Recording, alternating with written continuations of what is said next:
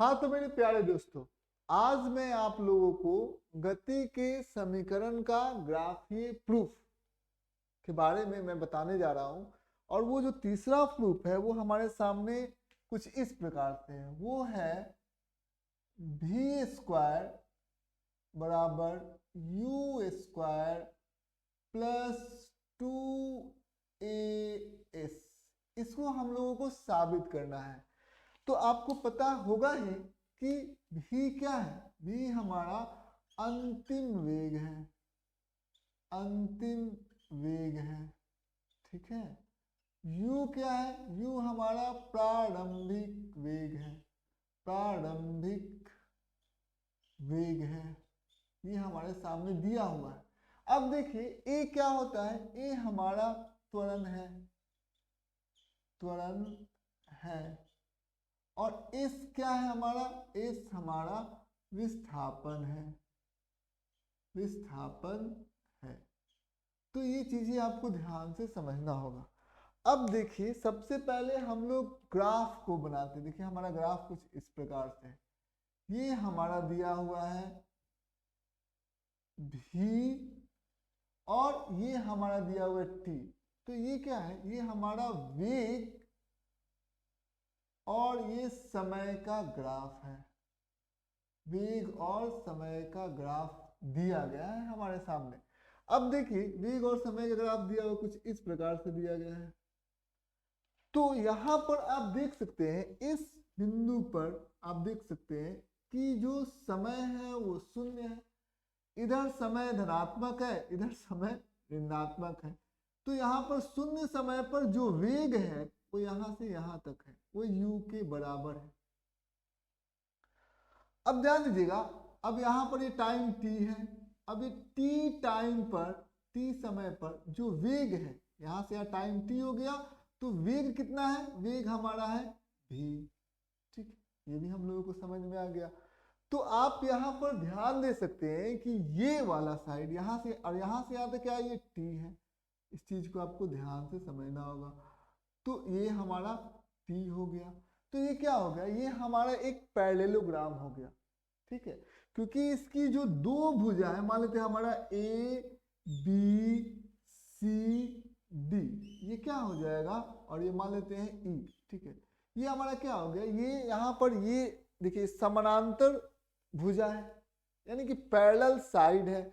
ए B किसके parallel है, D के। ए बी और डी आपस में क्या है, पैरेलल है, समानांतर है। अब इन दोनों भुजाओं के बीच में जो दूरी है वो t है, समझ में। तो हम लोग जानते हैं कि वेग और समय का जो ग्राफ होता है, वेग और समय का जो ग्राफ होता है, उसका यदि हम क्षेत्रफल निकालेंगे तो वो हमें विस्थापन को देगा। तो ये क्षेत्रफल हम लोग निकालने की कोशिश करेंगे। तो ये क्षेत्रफल हम लोग कैसे निकालेंगे, समझिए इस बात को। तो हम लोग जानते हैं कि ये क्या हो गया, ये एक पैरेललोग्राम हो गया, ठीक है। तो हम लोग कह सकते हैं विस्थापन, जिसको हम लोगों ने कैसे लिखा हुआ है, एस से लिखा हुआ है। तो एस बराबर हमारा कितना आ जाएगा, एस बराबर हम लोग लिख सकते हैं क्षेत्रफल, क्षेत्रफल ऑफ किसका, ए बी सी डी का। ये हमारा क्षेत्रफल of A B C D आ जाएगा, ठीक है। अब इसका हम लोग क्षेत्रफल कैसे निकालेंगे, इस बराबर, तो क्या करेंगे, सम, ये साइड है और ये साइड है, तो दोनों साइड का सम कर देंगे, ठीक है। 1/1/2 गुने सम ऑफ पैरेलल साइड। ये दोनों साइड जो है, दोनों जो समानांतर भुजाएं हैं, उन दोनों को हम लोग जोड़ेंगे। ये कितना है, यहां से यहां तक u, और ये कितना है v। और फिर क्या करेंगे, दोनों के बीच की जो दूरी है वो कितनी है, t के बराबर है, उसको हम लोग t से गुना कर देंगे, ठीक है। चाहे हम लोग इसको ऐसे लिख सकते हैं 1/2 गुने ए बी माने u प्लस सी डी, समझ में आ गया, और गुने क्या कर देंगे हम लोग, बी कर देंगे। तो ये चीजें आपको ध्यान से समझना होगा, बी भी हम लोग कर देंगे।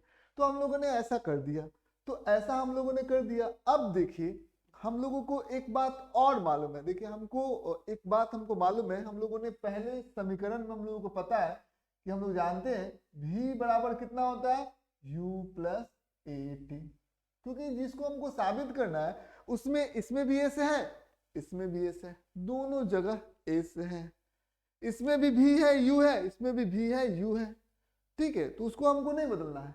हमें दिक्कत किससे है? हमें दिक्कत है t से। तो t को हमें हटाना है और हमें लाना किसको है? a को लाना है, ठीक है। तो a को लाना है तो हम लोग t बराबर क्या लिख सकते हैं? t बराबर यहाँ पर देखिए तो t बराबर हम लोग लिख सकते हैं कितना? v माइनस u बटा a, समझ में? ये ऐसे हम लोग लिख सकते हैं। ये v माइनस यू बराबर कितना होगा? v माइनस यू बराबर होगा ए टी, और फिर आप क्या कर सकते हैं? आप t बराबर कितना लिख सकते हैं? t बराबर लिख सकते हैं v माइनस यू बटा a, ठीक है, ये लिख सकते हैं।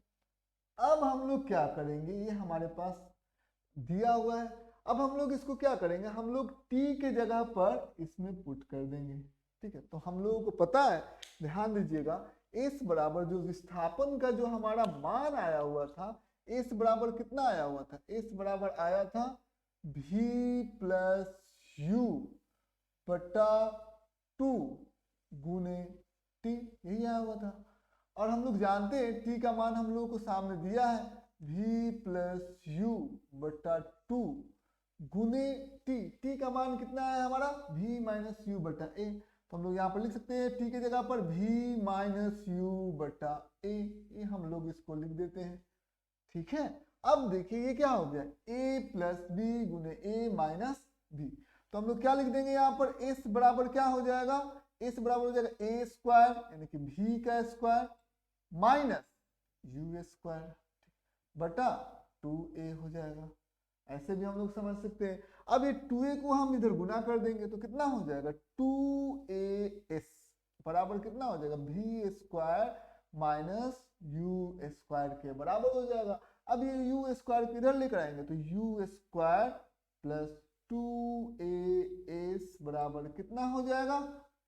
v square. ये चीजें आपको ध्यान से समझना होगा। v square is equal to u square plus 2as के बराबर हो जाएगा।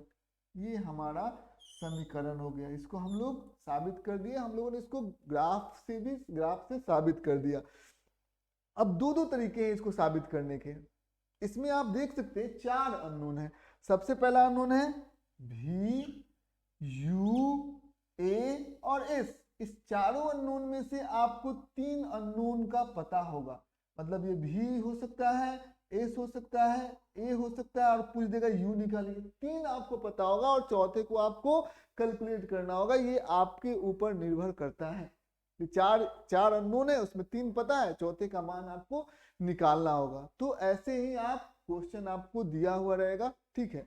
अब इसको हम लोग एक तरीके से तो ऐसे प्रूव कर लिए। अब एक और तरीका से चाहे तो हम लोग इसको बड़ी आराम से प्रूव कर सकते हैं। कैसे? ध्यान देखिए, यहाँ पर इसको सिंपल आपको बता देते हैं। देखिए v बराबर कितना होता है? u प्लस ए टी, ये तो हमको मालूम है। और s बराबर कितना होता है? You t plus half a t square, ये दूसरा समीकरण हम लोगों को पता है। अब हम क्या करेंगे? v स्क्वायर, हमको क्या प्रूव करना? v square. इधर हमको v है, दोनों तरफ वर्ग कर देंगे तो वर्ग करेंगे इधर v स्क्वायर हो जाएगा और इधर क्या हो जाएगा? u प्लस ए टी का हम लोग क्या कर देंगे? वर्ग कर देंगे।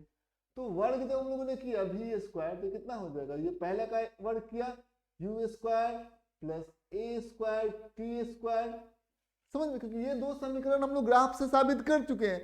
अब इन 2 समीकरण का हम लोग इस्तेमाल करेंगे तो कोई तीसरे समीकरण में कोई समस्या नहीं होगी। तो प्लस कितना हो जाएगा? प्लस 2u/a/t 2ab हो गया। अब क्या हो गया? v स्क्वायर आ गया, अब हमारा u स्क्वायर आ गया। अब हमको क्या? v स्क्वायर u स्क्वायर आ गया 2a। इसमें देखिए, इसमें a भी है, a है। यदि हम 2a कॉमन ले लेते हैं तो 2a यदि कॉमन ले लेते हैं तो ये कितना आ जाएगा? a के a निकल गया, ठीक है, टी स्क्वायर बटा 2। क्योंकि अब आप इन दोनों को गुना करिएगा तो ये 2 से 2 कट जाएगा, a स्क्वायर टी स्क्वायर आ जाएगा। तो ये कॉमन 2a यदि कॉमन ले लेंगे तो ये हो जाएगा। क्योंकि जो कॉमन लेते हैं इसमें और इसमें डिवाइड हो जाता है, तो 2a इसमें डिवाइड करेंगे तो एक a से एक कर जाएगा तो a स्क्वायर बटा 2 आ जाएगा। प्लस इसमें 2a कॉमन ले लिया, भाग लगाएंगे तो ut आ जाएगा। अब ध्यान दीजिए आप यहाँ पर v स्क्वायर बराबर कितना आ गया हमारा? u स्क्वायर प्लस 2a और ये क्या है? ये हमारे UT plus half a t square ये एस हो जाता है। ठीक है, तो हम लोग क्योंकि UT plus half a t square यही तो एस है, तो बस हम लोगों ने एस रख दिया। ठीक है, बड़ी आराम से हम लोगों ने एस का मान हम लोगों ने रख दिया। ठीक है, तो आप ये सेकंड मेथड है, उसको हम लोग बिल्कुल स्पेशल तरीका है, उसको हम लोग सेकंड इक्वेशन से भी ऐसे भी हम लोग इसको साबित कर सकते हैं। अब देखिए प्रश्न किस प्रकार से आते हैं। प्रश्न जो आपके सामने आते हैं वो आपके सामने ऐसे दिया रहेगा। मान लेते हैं कि कोई वस्तु है, ठीक है, कोई वस्तु है और वो वस्तु जो है वो आरंभिक में वो क्या है, रेस्ट में, u बराबर 0 मीटर प्रति सेकेंड है। ठीक है, अब ये पूछ देगा कि इसका जो फाइनल वेग है वो 10 मीटर प्रति सेकेंड है। ठीक है, तो आपसे पूछेगा कि ये जो इस क्रम में इसने एक विस्थापन किया 10 मीटर का, तो इसका त्वरण क्या होगा।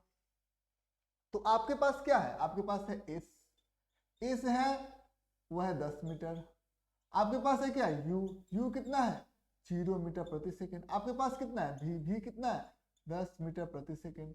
तो ये तीनों चीज आपके सामने दे दिया गया है। अब आप देखिए तीनों इक्वेशन को देखिए, हमारे पास तीन इक्वेशन है। पहला इक्वेशन कितना है v बराबर u प्लस ए टी, तो हमको निकालना क्या, हमको निकालना त्वरण a कितना होगा। तो इसमें क्या इसमें हम फॉर्मूला से हम a, क्योंकि इस फॉर्मूला में a है, क्या हम a से निकाल सकते हैं क्या।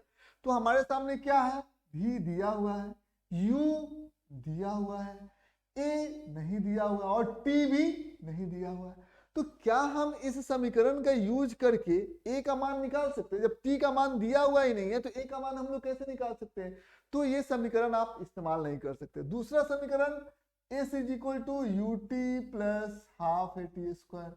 आप ध्यान दीजिए इसमें t का मान आपको दिया हुआ है क्या, तो t का मान नहीं दिया और t का मान कैंसिल, a का मान भी कैंसिल। तो क्या इस s दिया हुआ है, इससे क्या मतलब है, s दिया हुआ है और u भी दिया हुआ है, लेकिन दो अननोन है, दो हमको नहीं जानकारी है, तो हम a और t का मान को हम लोग नहीं निकाल सकते। कोई दिक्कत की बात नहीं है। फिर यदि हम चाहें तीसरा देखेंगे v square is equal to u square plus 2as। ठीक है, समझ में। तो अब इस समीकरण को आप ध्यान से देखिए, यहां पर आप देख सकते हैं v दिया हुआ है, v का मान है गुड, u का मान है, u का मान भी है, s का मान है, s का मान है। तो हम यहाँ पर एक ही अननोन है a, तो इस इक्वेशन को प्रीफर करेंगे। अब इस इक्वेशन को प्रीफर करेंगे तो b की जगह पर क्या रख दिया 10, तो यहाँ पर v का स्क्वायर है मतलब 10 का स्क्वायर है, u का स्क्वायर है मतलब 0 का स्क्वायर है, प्लस 2a का मान कितना है, a का मान है हमारा a जो भी है, और a का मान हमको नहीं पता है, s का मान कितना है 10, तो ये कितना हो जाएगा 100 बराबर 20a। तो a का मान यदि हम लोग निकालेंगे तो 100 बटा 20, ये कितना हो जाएगा 5 मीटर प्रति सेकंड स्क्वायर। a का मान जो होगा वो 5 मीटर प्रति सेकंड स्क्वायर के बराबर होगा। ठीक है, इसी प्रकार से हम लोग इसको चाहें तो हम इसका इस्तेमाल कर सकते हैं। ठीक है, बस आज के लिए इतना ही।